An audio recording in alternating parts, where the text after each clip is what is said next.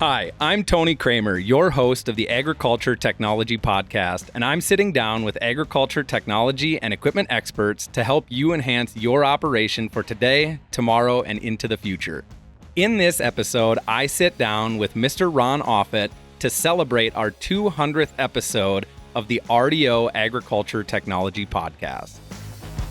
With that, let's dive into the show. 200 episodes. We've made it. This is a huge accomplishment for us. We are very excited to have made it this far. And a big shout out, a big thank you goes to all of you, our listeners, everybody that has subscribed to the show, shared this show with friends, family, coworkers, whoever you are talking to about the RDO Agriculture Technology Podcast. We want to thank you. Episode 200 is a major accomplishment for us, and we are very excited to continue on this journey, sharing more information, more technology, and just talk to industry experts within the agriculture industry. Episode 200, with this being a very special episode, we thought it would be a great opportunity to sit down and chat with Mr. RDO himself, Ron Offutt, the founder of RDO Equipment Company. But more importantly, he is a lifelong farmer and very skilled entrepreneur. So, Ron, thank you very much for joining us on the show today. Very excited to sit down and chat with you. Thank you for the nice words. I think the words might exceed the person, but... Lifelong farmer. Let's start there. So you started farming with Dad back in the day as a young teenager. Tell us a little bit more about how that partnership started and you and Dad got to where you are. Well, when I graduated from college, my dad asked me if I wanted to go to work for him. I said, no, but I'll be your partner. That upset him a little bit that I was that arrogant. But he thought it over for a day or two, and he says, how do you see it working? And I said, well, obviously, I just got out of school, had a family. I haven't got any money, so you're going to have to take a note on me. But I'll sign the notes at the bank right alongside of you, and I'll buy half of the operation by signing a note to you. Long story short, I signed a note to him for $40,000. He was worth $80,000 back in 1965. And that included all of his assets minus his debt, except for the home place, 160 acres. So that's kind of how it started. Farmed like he had for many years, for like 3 years. Didn't move the ball very far. Back in those days, we were taking both production risk and market risk. If you had big production, the market would kick you. If you had low production, the market would be good. So long story short, we weren't making much money, which kind of led me into the equipment business and kind of was the driver of saying, maybe there's an easier life out here. In the fall of 1968, a good personal friend of my dad's and mine was the John Deere dealer in Castleton. He asked me, I'm going to retire this year. If you could come up with $100,000, he said, I'll sell you this place. $100,000 is way beyond my grasp of how I would do that, but I got to thinking about it. Went home and I talked to my dad. Long story short, we sold a quarter of land, a potato warehouse. My grandmother, my father's mother, loaned us $10,000 to get to the $100,000. So that's kind of how the equipment company got launched. There's interesting stories behind that. That's what the beginnings were. That is a great story. And you answered that question of, how does a young farmer get into the equipment industry? And you kind of said it right there. It had to deal with market fluctuation, what you were doing or how things were flowing as farming. You get into the equipment business, you've been a farmer, you continue to farm while owning the equipment business and running all of that. What are some of the major changes you've seen in terms of farming practices over the last 60 years of farming and equipment ownership? The first tractor that I sold back in 1968 was a 4020 John Deere. I sold it for $6,800. Today, there's mowers cost twice that. Yep. The huge price increase of equipment is a major change, but the productivity of the equipment has also changed immensely. When you look at it from a 50-year plus point of view, when you were driving around through the countryside, you could tell your good farmers from your average farmers because if their rows were straight, and the fields was clean, You could say that was a good farmer. Today, all rows are straight and all fields are clean due to technology and Roundup. You can't tell the difference anymore. That is a very good point. And I do want to add that your first tractor being sold, a 4020, so that is actually a close tractor to me. I spent many, many hours on a 4020 as a kid picking rock for Dad and his brothers, many, many hours in the seat and riding on the trailer behind a 4020 tractor. So that's a neat connection there. Yeah, it is. Yeah. So moving on to the next question, you actually brought it up, the technology. So implementing the technology, allowing farmers to be more efficient, more productive, and just all around better farmers.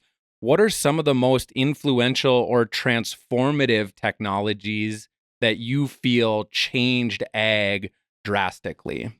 Single most important thing from my perspective was GPS steering. It was the first and really the major breakthrough, but it's beyond that today. Absolutely. And I would agree with you. That was probably one of the largest back in the late 90s, early 2000s, the introduction of the guided steering and GPS technology. And now we are to the point of sense and act solutions, of having cameras on the equipment, making decisions for us. It has grown and will continue to grow.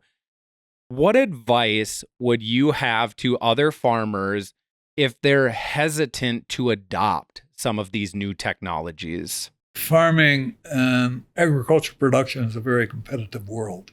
If your production and your marketing and everything else that goes to making a profit are behind average, you're not going to make much money. Every one of the technologies, one degree or another, creates a more efficient operation. It either saves money on inputs or labor. So I think you just got to do it. It's kind of like saying that the old payphones, they disappeared when the mobile phone came out. Anything technology, whether it's in agriculture or just in everyday life, technology is meant to make life easier, help us be more efficient, more effective, more productive. As you look in the direction of the future of agriculture, what excites you the most of where we are today and where the agriculture industry is going? With the growing population on the planet, the demand for more and more production is going to continue.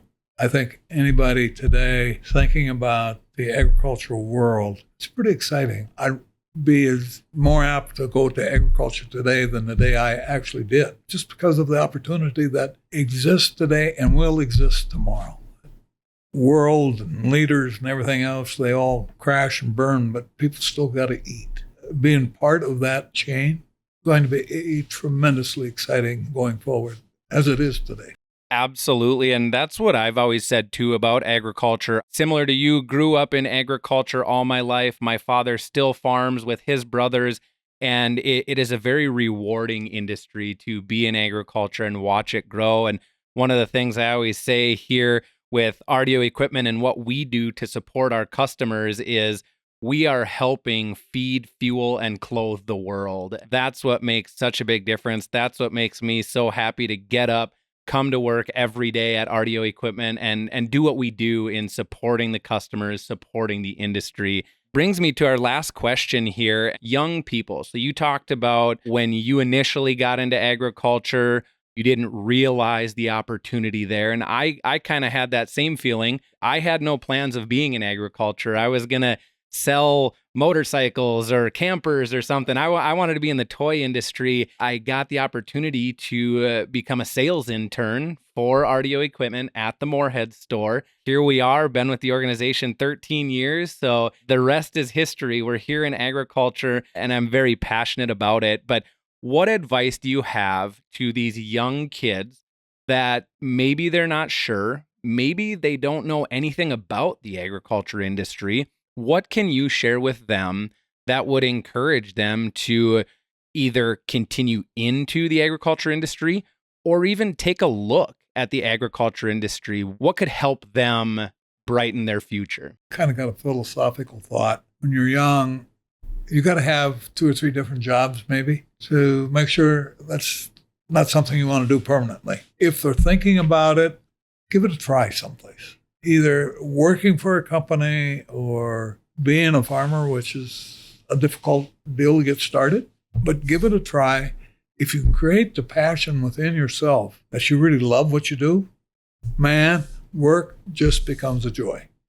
If you hate it, work is a big pain in the butt. You got to follow your passion and your desires. I can attest to that theory, that mindset. I have found that passion in the ag industry here at RDO Equipment. Great organization that you have built, founded back in 1968 and built it to where we are today. Kudos to you and everything you've done in your career and everything you've built. With that, Ron, I want to thank you very much for everything you've done in the ag industry, everything you have done with RDO Equipment, every corner of agriculture that you have touched. You have made a large difference within this industry. So again, kudos to you. Thank you very much for sitting down with me today. And do you have any final thoughts that you'd like to share with our listeners? I just want to thank you for inviting me to come on your podcast. And the fact that it's the 200th podcast is kind of amazing to me. It's not kind of, it is amazing to me. So thank you very much for inviting me.